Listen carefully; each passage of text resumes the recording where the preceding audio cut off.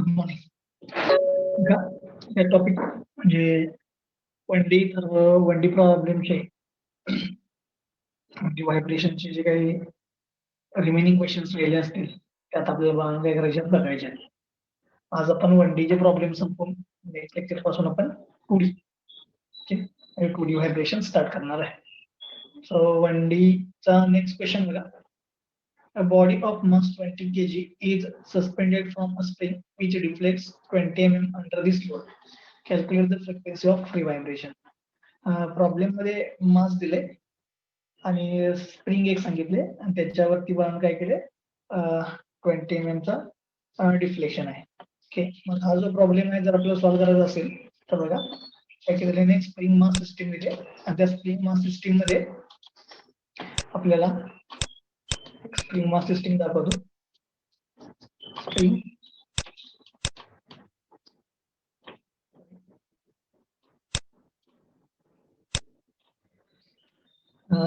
मास सिस्टीमचा आपण जो काही फॉर्म्युला आपला फ्रिक्वेन्सी ऑफ व्हायब्रेशन म्हणजे 1/2π √ k/m और g/डेल्टा.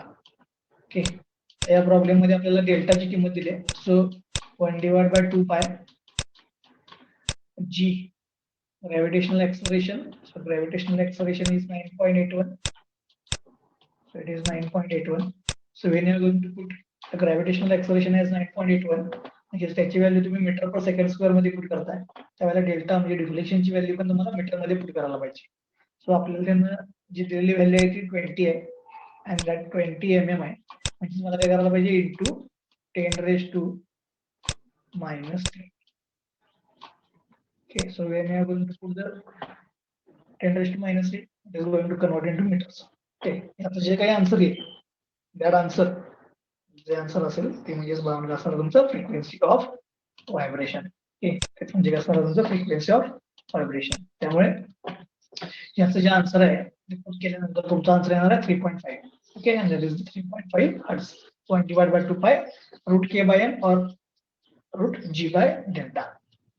The next बघा, if the mass increases frequency of vibration increases. True or false असं विचारलंय. If the mass increases frequency of vibration increases.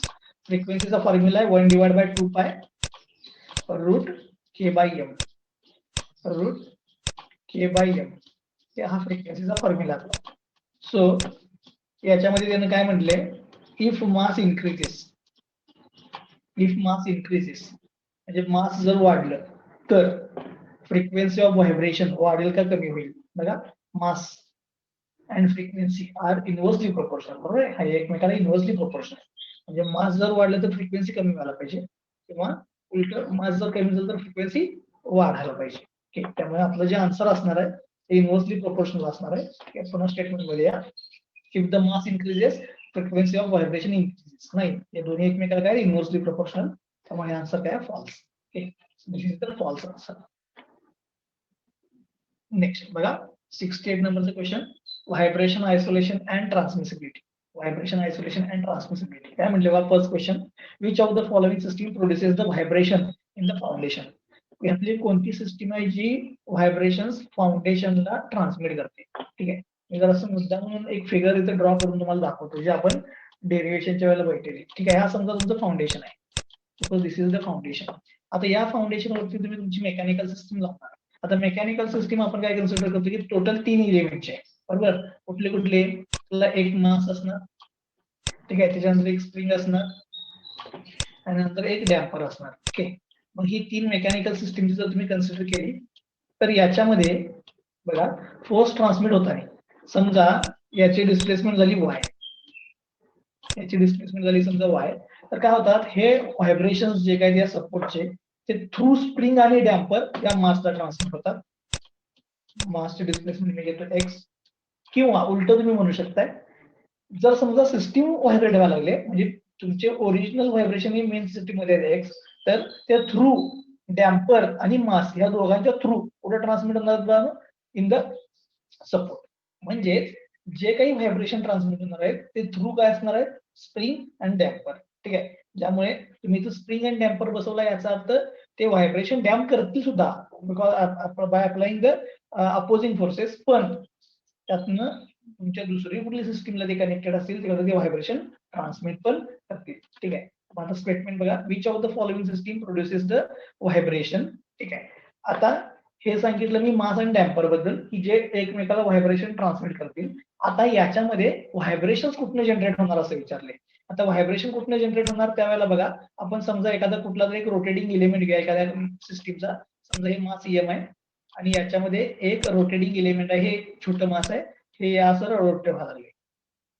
मग हा काय करतोय, सेंट्रीफ्युगल फोर्स जनरेट करतोय, सेंट्रीफ्युगल फोर्स. आणि हा जो सेंट्रीफ्युगल फोर्स आहे, हा जो सेंट्रीफ्युगल फोर्स आहे तो काय असतोय, अनबॅलन्स्ड फोर्स. मग तो अनबॅलन्स फोर्स काय करतो, या सिस्टीम मध्ये व्हायब्रेशन जनरेट करतो. म्हणजे सिस्टीम मध्ये व्हायब्रेशन जनरेशन हे कशामुळे, because of the unbalanced force. Okay बघा, which of the following system produce the vibration in the steam. Unbalanced machine, balanced machine, coupled machine, uncoupled machine. बघा, unbalance force हा कुठे generate व्हायला पाहिजे, unbalance machine मध्ये. ज्याच्यामध्ये बॅलन्सिंग नाही आहे अशा मशीन मध्ये अनबॅलन्स फोर्स जनरेट होणार. म्हणजे याचं जे आन्सर आहे ते म्हणजे काय, unbalance machine. Okay, so the answer is A, unbalance machine, which is going to produce the unbalanced force, and because of that unbalanced force the vibrations will be generated. Okay, next बघा, when a periodic disturbing force is applied to a machine, म्हणजे एखाद्या machine वरती एक periodic disturbing force म्हणजे forced vibration आहे. ठीक आहे. The force is transmitted to the foundation by means of spring. आताच तुम्हाला मी म्हटलं की एक पिरियडिक फोर्स लावलाय त्या मशीनवरती व्हायब्रेशनसाठी आणि तो फोर्स काय होतोय, फाउंडेशनला ट्रान्समिट होतोय बाय मीन्स ऑफ स्प्रिंग. हे ट्रू आहे का फॉल्स असं विचारलंय. आता सांगा, कुठल्या पण सिस्टीम मध्ये जर फोर्स ट्रान्समिट करत असेल तर तो एक तर स्प्रिंग ट्रान्समिट होईल किंवा एक तर तो डॅम्पर ट्रान्समिट होईल. त्यामुळे हे स्टेटमेंट जे काय ते ट्रू आहे, कारण की तो फोर्स ट्रान्समिट होताना कशी थ्रू होणार आहे, थ्रू स्प्रिंगच ट्रान्समिट होणार आहे. Okay, so it is. Next question बघा, which of the following is correct regarding the isolation factor. आता आयसोलेशन फॅक्टर म्हणजे काय, तुमचा सपोर्ट आणि तुमची काय सिस्टीम आहे याच्यामध्ये तुम्ही जे काही आयसोलेशन प्रोव्हाइड करतात त्याला म्हणजे पण आयसोलेशन. आणि त्याचा आयसोलेशनचा जो फॅक्टर असतो तो फॅक्टर म्हणजे थोडक्यात काय असतं, ट्रान्समिसिबिलिटी. आयसोलेशन फॅक्टर म्हणजे थोडक्यात काय असतं, ट्रान्समिसिबिलिटी. आयसोलेशन फॅक्टर म्हणजे काय, force transmitted to the system divide by force imposed. Imposed म्हणजे काय, त्या सिस्टीम वरती किती फोर्स. म्हणून आपण ट्रान्समिसिबिलिटी इज इक्वल टू काय म्हणतो, FT divide by F not. बरोबर आहे. ट्रान्समिसिबिलिटी T म्हणजे काय म्हणतो आपण, FT divide by F not. Okay, FT divide by F not. मग आता ट्रान्समिसिबिलिटी T FT divide by F not असेल,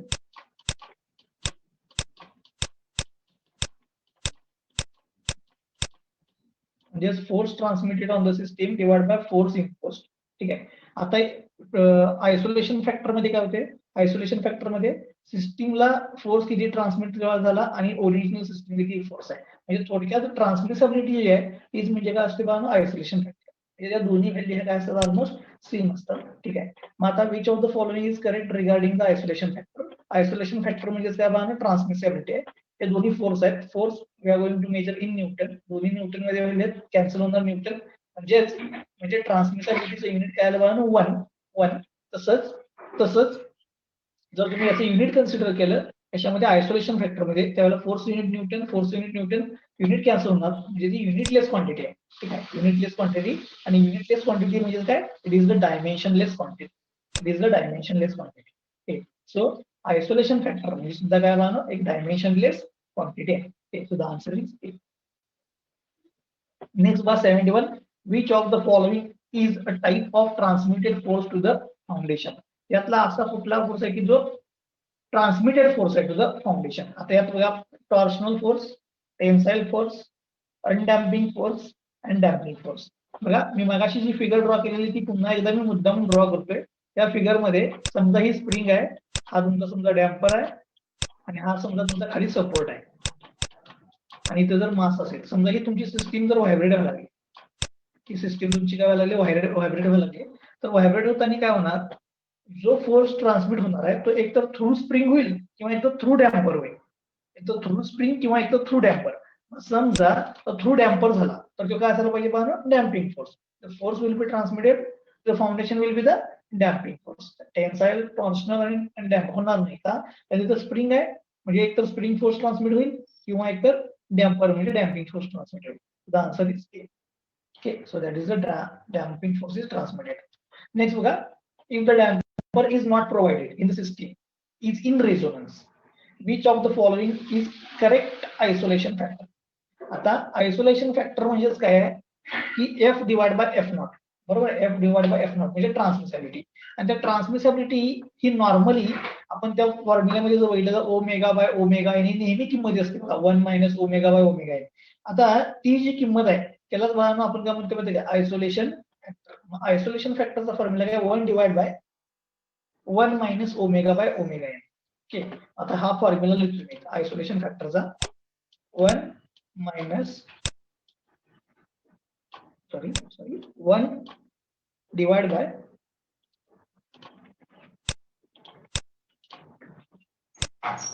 1 divide by 1 minus omega by omega N. आता रेझोनन्स कंडिशनला at resonance omega is equal to काय असणार, omega N. ठीक आहे, याला म्हणायचं isolation factor. Okay, so omega आणि ओमेगा एन या दोन किमती ज्या आहेत त्या रेझोनन्स कंडिशनला तुमची फ्रिक्वेन्सी आणि नॅचरल फ्रिक्वेन्सी काय झाली असणार आहे, सेम. याचा अर्थ omega is equal to omega N आहे, म्हणजे याचा अर्थ काय आला, 1 divide by 1 minus omega by omega N 1 आला. So 1 minus 1 is 0. तो जे आन्सर येणार आहे दॅट इज इन्फिनिटी. म्हणजेच तुमचा आयसोलेशन फॅक्टर जो असणार आहे ज्या रेझोनन्स कंडिशनला कितीला पोहोचलेला असणार आहे, टू द इन्फिनिटी. ओके, त्यामुळे इथं आन्सर बघा इन्फिनिटी, डी आन्सर आहे त्याचा, D. Okay, so the isolation factor is infinity कधी, ज्या वेळेला रेझोनन्स कंडिशन असणार त्यावेळेला. ओके, नेक्स्ट बघा, if the isolation factor is negative then what is the phase difference transmitted and disturbing force? आता ज्या वेळेला ही निगेटिव्ह व्हॅल्यू होते त्यावेळेला आपण हे ऑलरेडी ग्राफच्या वेळेला बघितलं की तुझा अँगल किती असतो बघा, इट इज 180 किंवा त्यापेक्षा तो जास्त असतो, इट इज 180. आता which of the following is true regarding zeta is greater than 1? आता झिटा इज ग्रेटर दॅन 1 तुम्हाला जर आठवत असेल तर तुम्ही ट्रान्समिसिबिलिटी आणि फ्रिक्वेन्सी रेशो याचा ग्राफ जर बघितला असेल तर झिटा हा ग्रेटर दॅन 1 असतो त्यावेळेला झिटा हा ग्रेटर दॅन 1 असतो त्यावेळेला तुमचा ट्रान्समिसिबिलिटीची व्हॅल्यू ही पण काय असते पाहणं, ग्रेटर दॅन 1. म्हणजे काय, transmitted force is greater than applied force. Transmitted force is greater than applied force. ठीक आहे, सो याचा आन्सर काय येणार बघा, ए. याचा आन्सर काय येणार आहे, ए. नंतर नेक्स्ट बघा, isolation factor is twice the transmissibility. Isolation factor is twice the transmissibility. आताच आपण बघितलं आयसोलेशन फॅक्टर म्हणजेच ट्रान्समिसिबिलिटी असते. आयसोलेशन फॅक्टर म्हणजेच ट्रान्समिसिबिलिटी असते, त्यामध्ये सेम आहे. ठीक आहे, त्यामध्ये ट्वाइस नाही आहे, त्यामुळे आन्सर काय बघा, false. The answer is false. Okay, so it is. आता याच्या पुढचे जे क्वेश्चन्स आहेत ते काय, effect of inertia torsional vibration. हे काय effect of inertia torsional vibration काय करायची गरज नाही. आता free torsional vibration of single rotor. आता सिंगल रोटरचे तुम्ही काही क्वेश्चन्स बघू शकताय बघा.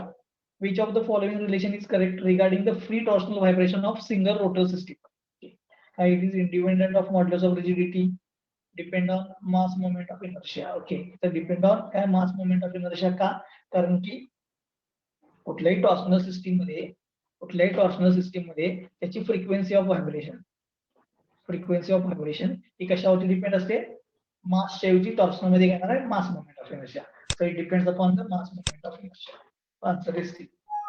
पुढे बघा, free torsional vibration of single rotor system increases with increase in polar moment of inertia. आता पोलार मोमेंट ऑफ इनर्शिया वरती फ्री टॉर्शनल व्हायब्रेशन हे इन्क्रीज होणार का असे विचारले.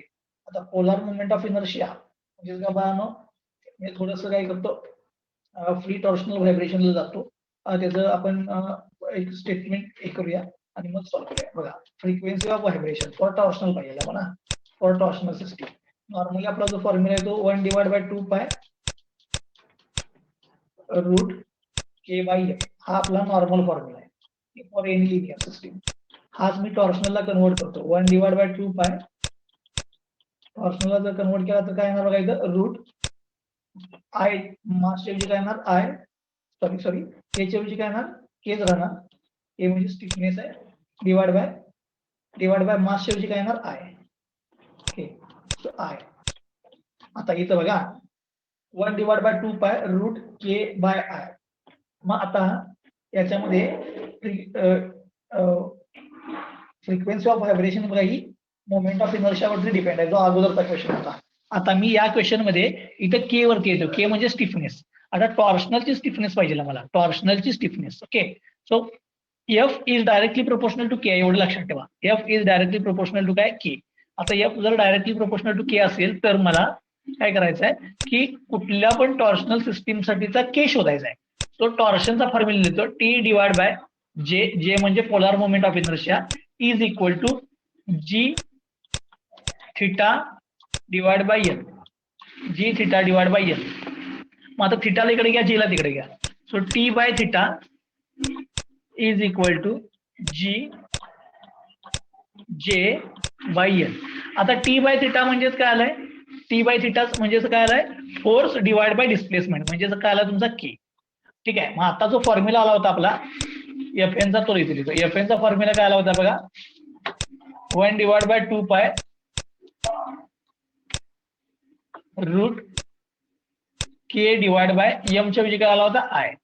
आता के बघा, के चा फॉर्म्युला काय, जी J by L, G J by L. म्हणजे इथे के ला तुम्ही काय रिप्लेस करू शकता, जी जे बाय एल.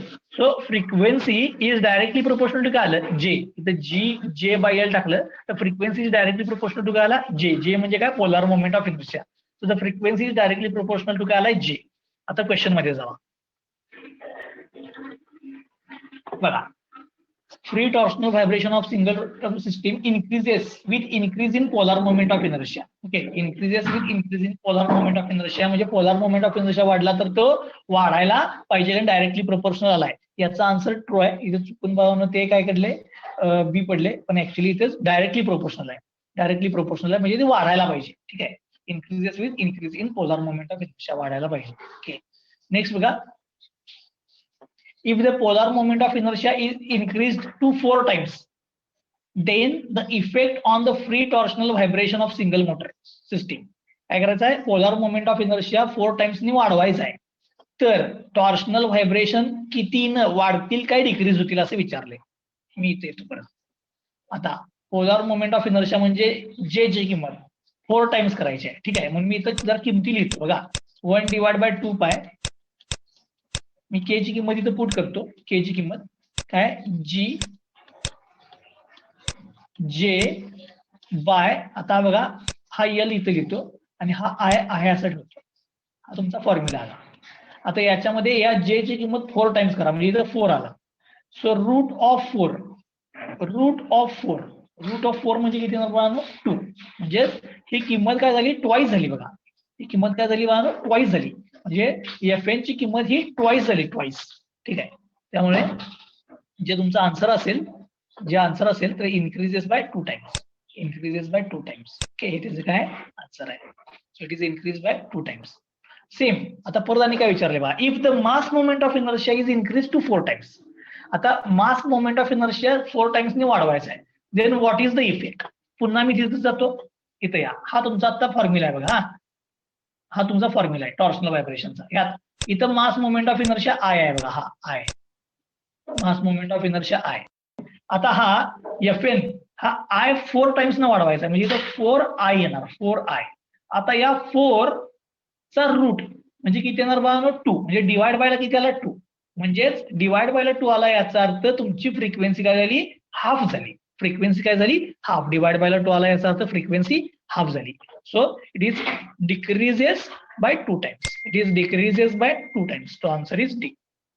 याचा आन्सर काय येणार आहे, डी येणार आहे. ओके, आता नेक्स्ट बघा काय म्हणले, calculate the free torsional vibration of single rotor system. बघा, सी म्हणजे जी असतो, सी म्हणजे जी आहे, एल दिलाय, आय दिलाय, जी दिलाय. सगळ्या किमती बघा, जी एल आय जे. मी फॉर्म्युल्यात जातो, सी एल आय जे सगळ्या किमती दिलेल्या आहेत. हे बघा, सी एल आय जे, तिथं फक्त सी म्हणजे काय आपला जी आहे. हे सगळ्या किमती दिलेल्या आहेत. तुम्हाला नॅचरल फ्रिक्वेन्सी मिळणार. फक्त पुट करताना काय बघा तुम्हाला, हे एक तर सगळं न्यूटन मध्ये आणि सगळं मीटर मध्ये कन्सिडर करायला लागणार. सगळं न्यूटन मध्ये आणि सगळं मीटर मध्ये कन्सिडर करायला लागणार.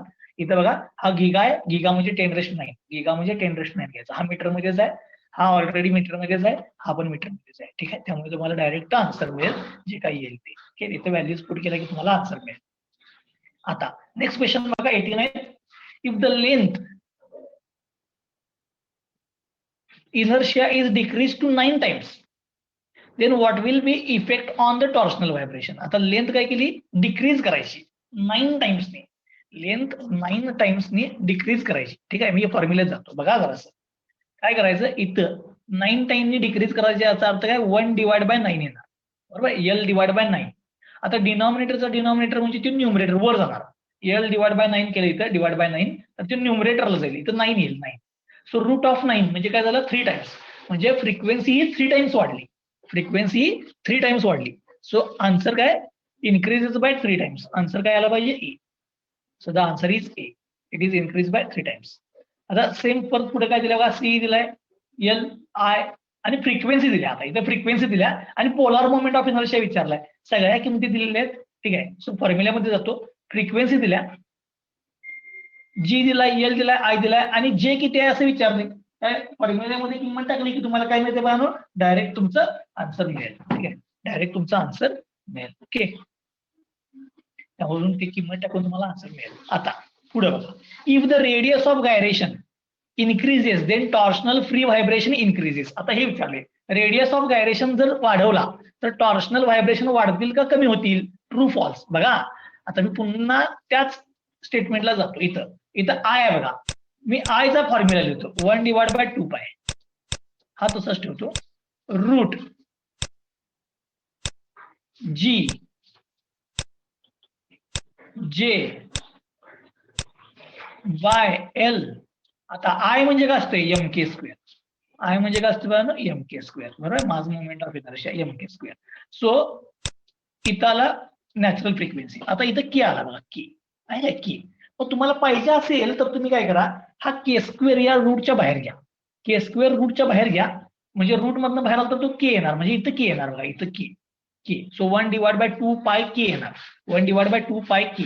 आता सांगा, नॅचरल फ्रिक्वेन्सी आणि के हे एकमेकाला कशा आली, इनव्हर्सली प्रोपोर्शनल, म्हणजे रेडियस ऑफ गायरेशन वाढली की फ्रिक्वेन्सी कमी होणार, रेडियस ऑफ गायरेशन कमी झाली की फ्रिक्वेन्सी वाढणार, इनव्हर्सली प्रोपोर्शनल आले. त्यामुळे त्याचा आन्सर आहे इनव्हर्सली प्रोपोर्शनल. आता वाचा, if the radius of gyration increases then torsional free vibration increases. नाही, ते काय पाहिजे, डिक्रीज व्हायला पाहिजे, कारण ते इनव्हर्सली प्रोपोर्शनल आहे. The answer is false, the answer is false. Okay, आता टू रोटर सिस्टीम आपल्याला काय आहे, 2 डायमेन्शनल मध्ये बघायला पाहिजे, त्यामुळे मी आता 2 रोटर सिस्टीमचं कुठलंही आन्सर घेणार नाही. ठीक आहे, चलो आता मी इथं थांबणार आहे. नेक्स्ट टाइम पासून आपण 2 डायमेन्शनलचे प्रॉब्लेम सॉल्व्ह करूया, म्हणजे 2D व्हायब्रेशन. आपण 1D व्हायब्रेशन बघत होतो, नेक्स्ट टाइमला 2 डायमेन्शनल व्हायब्रेशन, म्हणजे डिग्री ऑफ फ्रीडम किती असणार त्याचा, 2 असणार. ओके, चलो.